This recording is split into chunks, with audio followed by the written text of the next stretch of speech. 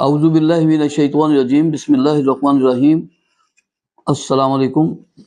قانون سے آگئی ہر شہری کا بنیادی حق ہے۔ آج کا سوال جو ہے نا وہ خاتون نے مجھ سے پوچھا ہے کہ وہ ان کے میاں جو ہیں وہ ایک ایکسیڈنٹ میں ہی وفات پا گئے، اللہ ان کو جنت میں جگہ دے۔ تو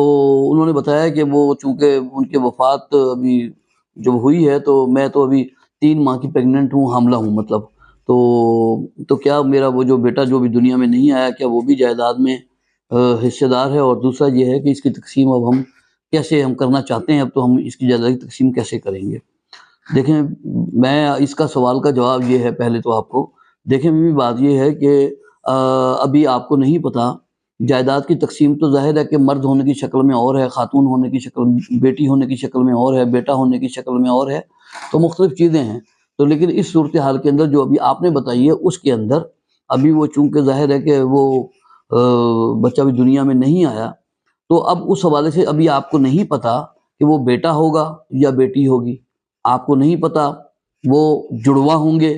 آپ کو نہیں پتہ وہ دونوں بیٹے ہوں گے، آپ کو نہیں پتہ کہ وہ جڑواں ہوں گے تو ایک بیٹا ہوگا ایک بیٹی ہوگی، آپ کو نہیں پتہ کہ وہ پیدائش کے وقت دونوں میں سے کوئی بھی نہ بچے،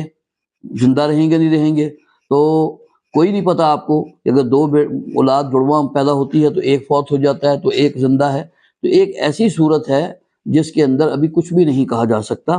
باقی جو ہے نا، چونکہ اسی لیے بہتر آپ کے لیے یہی ہے کہ پہلے اس کو دنیا میں آنے دیں، تو انشاءاللہ تعالی جب وہ دنیا میں آ جائے گا تو اس کے مطابق پھر آپ جو ہے نا ترکے کی جو تقسیم ہے وہ جو شرعی اور قانونی طریقہ پھر اس کے مطابق ہو جائے گی۔ لیکن فی الحال اس وقت جو ہے نا آپ اس کی ترکے کا بیٹا بھی، چونکہ وہ جو بھی اولاد ہوگی وہ ظاہر حقدار ہوگی، لیکن یہ اب اس کی پیدائش کے بعد یہ فیصلہ ہوگا کہ جو بھی صورت ہوگی تو جو میں نے ابھی آپ کو بتائی ہے تو اس کے مطابق پھر ترکے کی جو تقسیم ہے وہ ہوگی۔ تو لہذا بہتر آپ کے لیے یہی ہے کہ ابھی کسی تفصیل میں ایسے جانے کے بجائے جو ہے آپ اس وقت کا انتظار کریں جب وہ دنیا میں آ جائے،